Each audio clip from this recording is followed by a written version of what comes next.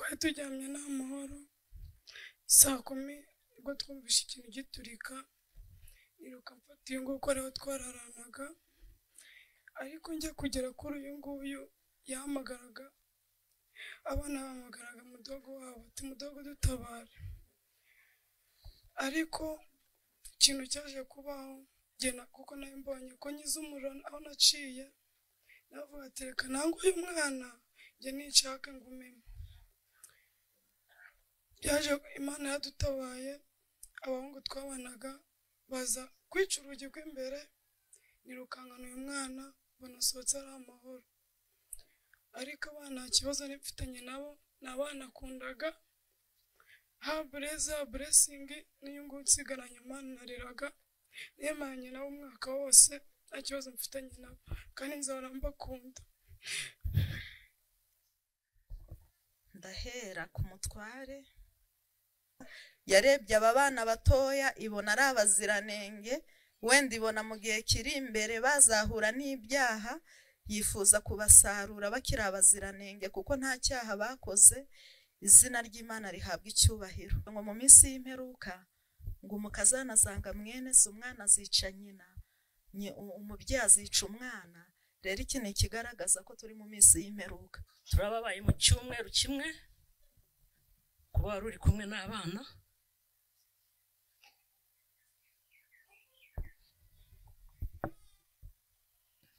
Abana mu munota nko guhumbya ngo baragiye. Twababaye cyane.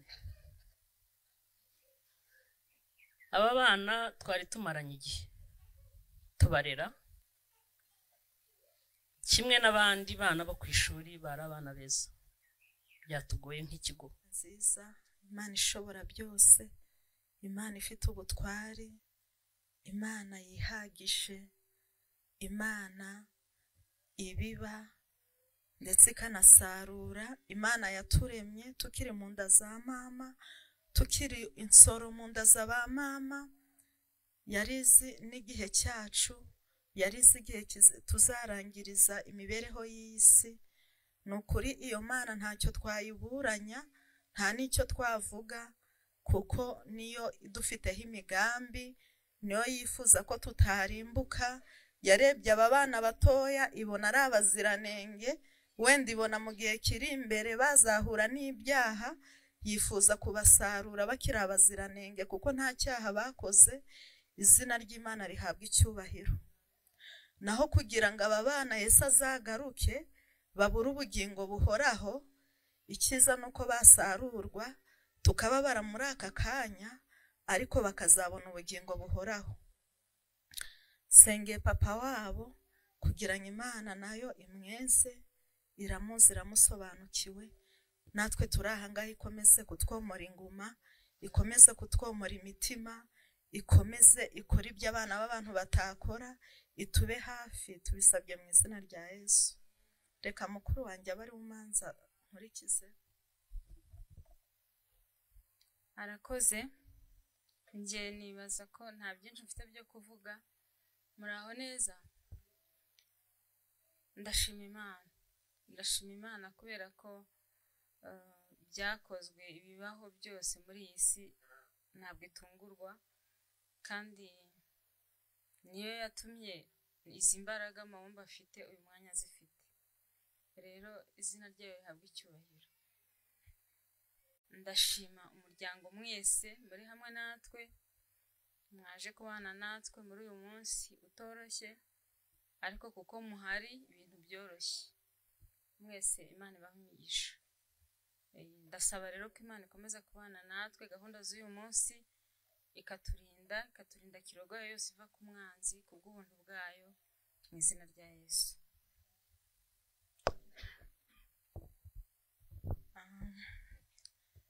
Ndahera ku mutware. Twagiranye ibihe byiza mu myaka 10 twari tumaranye. Ntabwo twigeze tubana nabi, ntabwo twigeze turwana, ntabwo urugo rwacu rwari urugo rubi, ntabwo urugo rwacu mu by'ukuri rwari mu ngo, mu mudugudu cyangwa mu murenge rufite amakimbirane.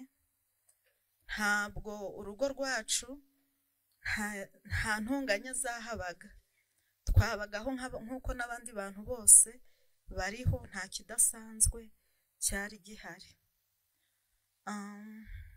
Twari mu rugo dufite abakozi 5 n'abana 3 nanjye n'umutware, nabo barahangaha barabizi ko twari urugo rumeze neza rutarimo ibibazo bindi byatuma nk'ibi biba.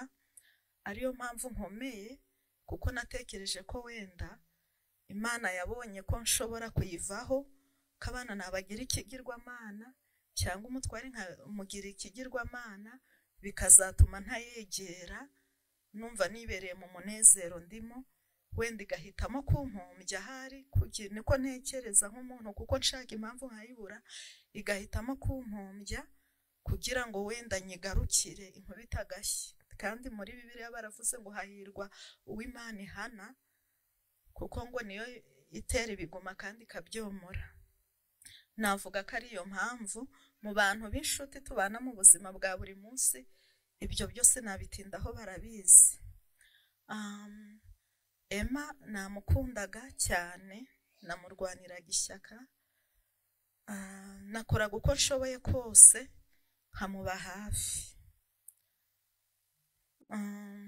Ibi bibazo bijya kuba, ntabwo njye nari naharaye, sinari mu rugo, byabaye ngombwa ko njye Musanze, kuko niho dukorera bizinesi, ngenda tubiziranyeho abizi, ariko ndamubwira ati ngiye ka ngende nke muri ibihari, turi gutinda kandi igihe cyadusize. Byabaye ntahari, ubwo nari ndi Musanze, nari mpara ari kuwa 3, wagomba kuzamuka kuwa 4 tugatahana. Nagiye kumva inkuru mu gitondo, numva abana bo mu rugo bari kuntabaza ngo mama Blaise twagushatse turakubura, kuko nari nacaginze telefone itarimo umuriro, ngo twagushatse turakubura byakomeye. Ndavuga se byakomeye habaye iki? Ngo Blaise na Blessing bapfuye se habaye iki? Ngo bahiriye mu nzu na papa wabo ngo byarangiye. Numva ni imikino ari kumbwira, se nabasha kubyumva. Ndavuga se none byagenze uti? Ubwo icyo nakoze, nahise mu minota 5 telefone yanjye nabaga ndi guhamagarwa n'abantu batandukanye, umuyobozi barampamagaye ngo cyo kora turokoye Brian, ngo ariko abandi bose byarangiye. Ndavuga ntabwo mbyumva, kugira ngo nshobore kuza nahise mpamagara abandi bavandimwe ba hafi bimusanze, ari abo mu kazi uwo mbonye mfite nimero ya hafi, mbabwira ibyabaye, bamfata mu mugongo baramperekeza. Twahageze mu masaa 4 kuva Musanze biragoye, kuko no kugira ngo nze byari byabaye ikibazo. Nasanze imibiri bamaze kuyijyana, cyo kora byo nabishimira Imana, kuko ntarebye iyo mibiri imeze gutyo, kuko si kwihangana simba mbishoboye. Sanga abandi byo bakora byose babirangije n'iki. Niko kumbona muri aka kanya mpagaze aha. Ikintu navuga, se batwari we namuvuzeho, ndagera kuri Blaise. Blaise yari umwana w'imfura yanjye, avuka twamwise Mugisha Blaise, kuko numvaga kazambera umwana w'umugisha. Yaranyumviraga, yari afite ubwenge, yari afite ibitekerezo by'abantu bakuru, yakundaga ibyiza, yari umwana ufite ishaka ryo kumva twagira ibyiza tugatera imbere, kandi ari mutoya, yakundaga abantu. Ikindi kintu navuga kuri Blessing, namubyeyi numva nshaka umwana w'umukobwa cyane, Imana iramumpa. Nahoraga mvuga ngo icyampuye umwana nkazamubyara akambera umukobwa, Imana iramumpereza, imumpereje mwita Unejeje Blessing yari umwana narebaga nkumva ndanezerewe, niyo naba mbabaye naramureba, kumureba gusa, cyane ko twanasaga, numvaga nezerewe. Kari akana gahora kishimye, kari agakobwa, numvaga nyuzwe muri make. Rero ntacyo abana banjye nabakoreye ibyo nagombaga kubakorera. bize ahantu heza kuva nababyara sinahuye n'ikibazo cyabo.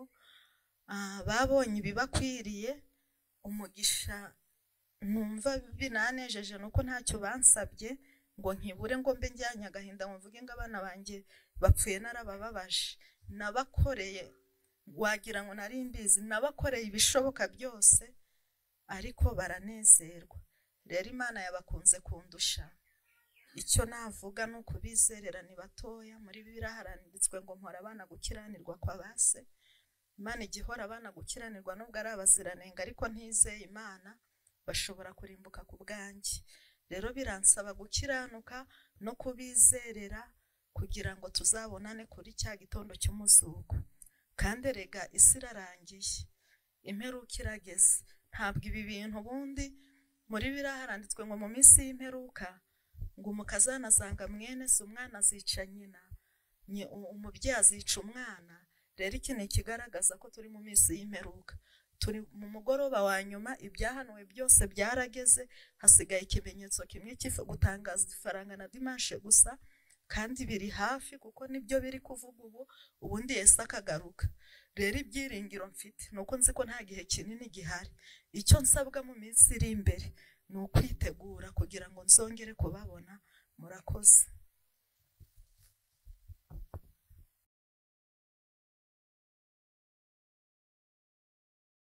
Ndi umudamu we,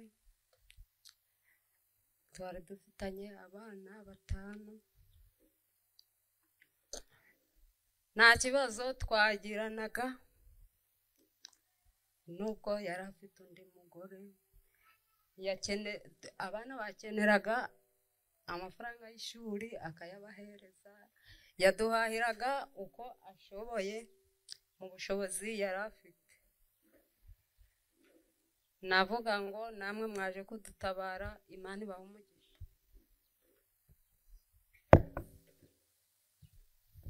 Arakoze mubyeyi, kandi namwe mukomere. Reka rero twakire n'ubuhamya bw'umuhungu we w'imfura Mupenzi. Reka tumuhe umwanya nawe nk'uhagarariye umuryango abana, atugezeho nawe ubuhamya.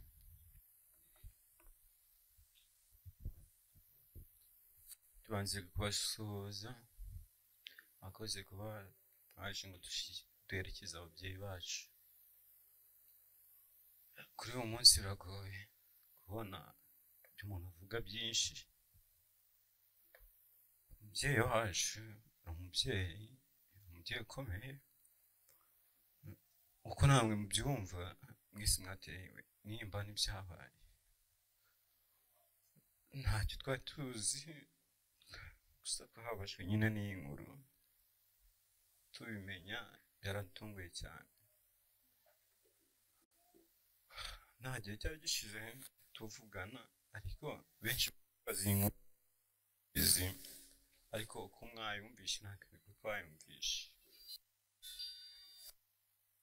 Mwese ntabwo mwatishe ibyaba, ariko ibyabaye hari impamvu runaka, kandi Imana n'umuntu nyirizina nk'umubyeyi niwe uzi impamvu ya byose. n'Imana nyir'ubwite. Twebwe nk'abantu ntacyo twabona tuvuga, nk'uko namwe mubibona biratugoye, byatutunguye. Kagaragara akiri muto, ntabwo twese twatekereza ibyaba, nyine biragoye. Gusa nyine yatureze neza, twari dutangiye gukura. Uko bigaragara ndakuze, mfite umugore, afite n'umwuzukuru, dufite abuzukuru 2. Ko bigaragara nyine twararezwe, twitaye nk'uko bikurikiye. Nta byinshi nyine umuntu yavuga, ariko murakoze.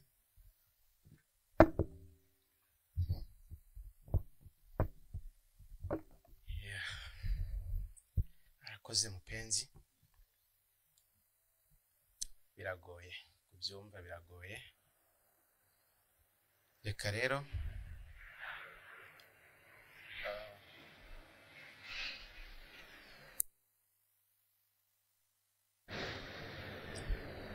reka twakire n'ubuhamya bwa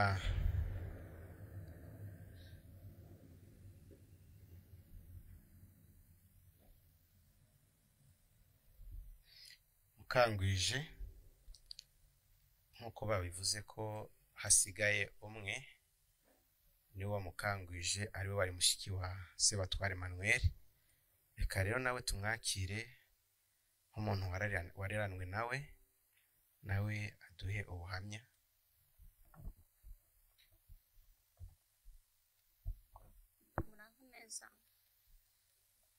Muraho neza. Uyu Sebatware Emmanuel njye twasigaranye turi babiri, asa nk'aho ndera ndi muto cyane. Bigeze ahajya mu kazi aransiga, ansezeranya ko agomba kugenda tutari kumwe. Bigeze aho mu kazi atashye, tujya muri korari, hari umuhimbye tugahimba indirimbo, ibintu byo kuririmba ni ibintu nzi cyane. Turaririmba tugira ubuhe, bigeze biba ngombwa ko njye nshaka, ubwo nshakira mu Mutara wa Guma mu Ruhengeri. Bigeze aho azinaha, ariko ibyadutunguye ni uko agiye tutongeye kubonana. Twari duharukana igihe kinini, njya mubwira se uhanzuye wenda nkakubona, ati nzaza. Mwakira cumwe niho yampamagaye aramvugisha, ambwira se ubu nzakubonana, nzarinde mpfa tutabonanye, ngo humura ndi kugupangira, nzaguhamagara wenda duhure. Ese ko numva ngo ukora ibintu by'imirimo by'ubuhanzi n'iki byose, ko njye utanzamura nka mushiki wakuzi ko nanjye ibintu by'imiririmbire mbizi bimeze bite, ngo humura ndibuze kuzaguha gahunda. Ariko byabaye ngombwa ko twumva ko yavuye mu mubiri, kugira ngo nze kubyakira neza, niho nahise mfataho ndaza, ngeze nansanga niko byagenze. Ubwo rero twabanye neza, arandera nka mushiki we, ariko agiye ntongeye kumubona isura, usibye ko yanyorezaga amafoto gusa. Imana imwakire mu bayo. Umubyeyi Sebatware, Imana imwakire mu bayo. Reka dukomeze mu mwanya w'ubuhamya. Tugiye kwakira umutantine wabanaga n'abana, uko byateguwe nk'uko bari butanga ubuhamya, nabo baze batanga ubuhamya. Ariko uko bo bari buze kuba benshi, baragerageza gukoresha iminota mikeya. Haraza tantine na bamwe mu bo ku ishuri biganaga n'aba bana n'ababarera ku ishuri, nabo baze batanga ubuhamya mu gihe gitoya.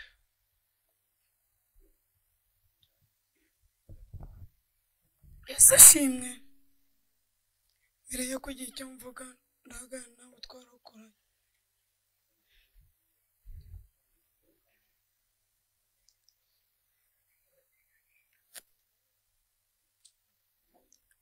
Kuko niko twarokotse. Umuriro ni abana nakundaga, Bureze, Blessing, Brian. Twari turyamye nta mahoro, saa 10 ubwo twumvise ikintu giturika, niruka mfata uyu nguyu ko ariho twararanaga. Ariko njya kugera kuri uyu nguyu yahamagaraga, abana bahamagaraga mudogo wabo, ati mudogo dutabare. Ariko ikintu cyaje kubaho, gena kuko nawe mbonye ko nyize umuriro aho naciye, navuga ati reka nange uyu mwana njye nishaka ngumemo. Yaje Imana yadutabaye, abahungu twabanaga baza kwica urugi rw'imbere, nirukangana uyu mwana, banasohotse ari amahoro. Ariko abana nta kibazo nifitanye nabo, ni abana nakundaga, ha Bureza, Blessing n'iyo nguyu nsigaranye Imana nariraga, nemanye nabo umwaka wose, nta kibazo mfitanye nabo, kandi nzahora mbakunda. Ese ashimwe. Natwe ntitwabura gushima Imana ubwo twari mu nkongi y'umuriro. Inkongi y'umuriro yatangiye saa 10, numva ikintu kiraturitse. Gituritse biba ngombwa uyu musista natwe twaraye kumwe, aza ari kunyirukira asanga ngiye waho ndi kuko ni umuriro gwabaye mwinshi. biba ngombwa yuko umuzamu wari uri hanze niwe wabashije kudukingurira ku bw'amahirwe. n'ubwo abana bapfuye bari kwakura mudogo dutabare, natwe ubwacu aho twari turi ntabwo twari kubona aho tunyura usibye Imana yahabaye. kandi icyo dushimiye Imana ni uko itemeye yuko bose bagenda, ikadusigira umwana w'umuhungu Brian. murakoze.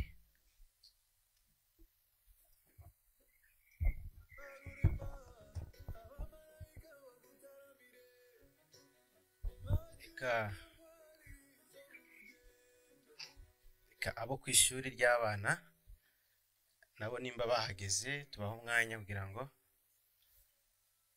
baze, tubaha umwanya nabo gutanga ubuhamya mu gihe gitoya. ababyeyi, abarezi, mwigire hino.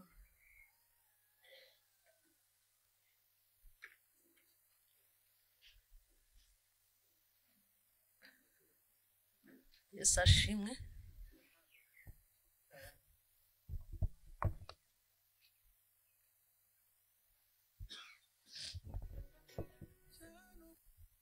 Yesu nashimwe.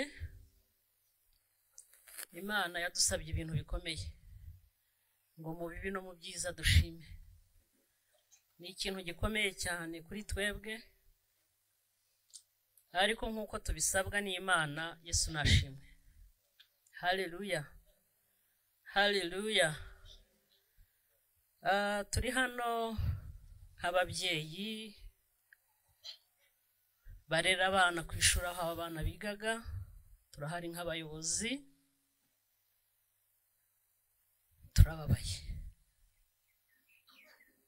turababaye mu cyumweru kimwe kuba wari uri kumwe n'abana.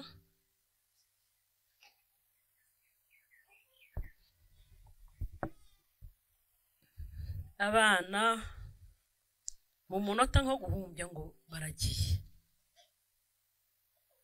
Twababaye cyane. Aba bana twari tumaranye igihe tubarera kimwe n'abandi bana bo ku ishuri, bari abana beza cyane. Byatugoye, bari abana b'urugwiro, bari abana badatambuka ku muntu batamushuhuje, kuko barabitojwe ku ishuri.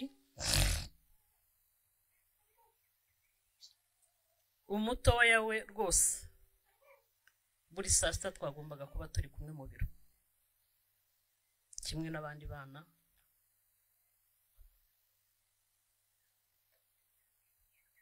Byatugoye nk'ikigo, byatugoye ni mu kiruhuko ukuntu tuzabwira bagenzi babo ngo abana barapfuye.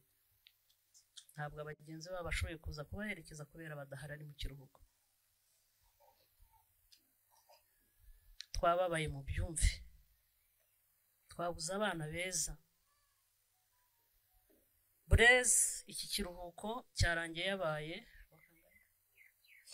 yabaye wa gatatu.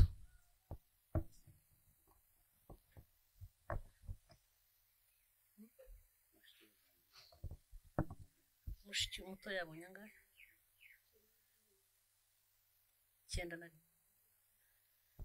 Umutoya yabonye amanota 91 muri Gasabo. Bari abana twari twitezeho ejo hazaza ko bazaduserukira mu gihugu mu manota ya leta, bakabona amashuri meza tukishima natwe. Twababaye. Aba ni ababyeyi nabo barerera ku kigo, aba ni abari babigishaga abana. Twababaye.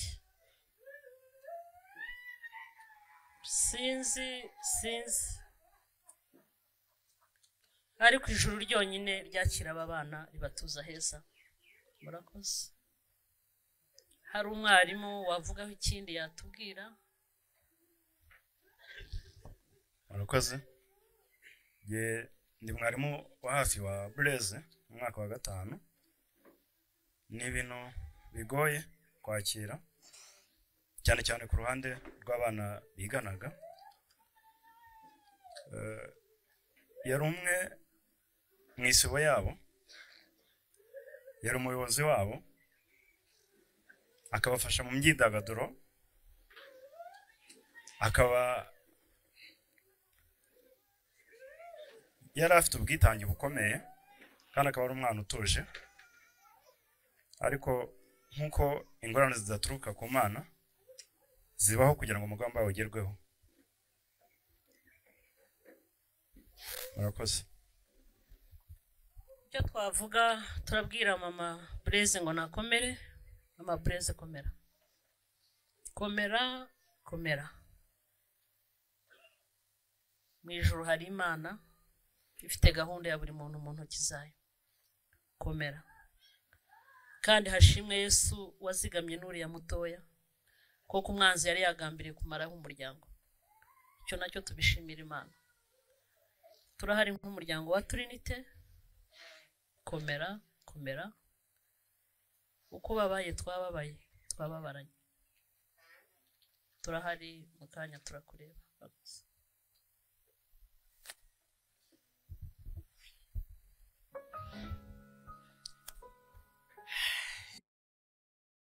Barezi barakoze. Reka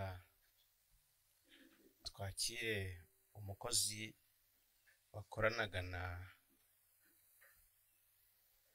umwe mu bakozi uhagarariye abandi, wakoranye na Sebatware igihe kirekire. Tumwemerere nawe aza atanga ubuhamya.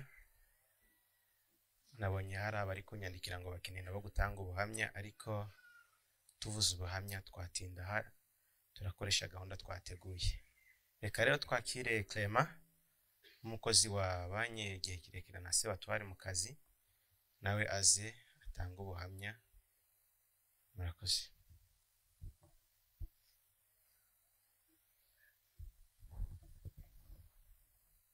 Nihangane, mu by'ukuri uyu munsi ntacyo umuntu yavuga, ni umubabaro. Munatekereje ibi byabaye, kubyakira biragoye. Nitwa Byiringiro Clement, ndi umwe mu bakozi ba Sebatware Emmanuel twakoranaga. Deja twari tumaze igihe kinini cyane dukorana, kuva yatangira imirimo yagutse y'amakampani n'indi mirimo igiye izamutse, twagiye dukorana, ngenda mpabwa inshingano zitandukanye mu kazi, ari njyewe ari n'abandi bakozi bose twakoranaga neza cyane. Yari umubosi ariko n'ubundi yari umubyeyi.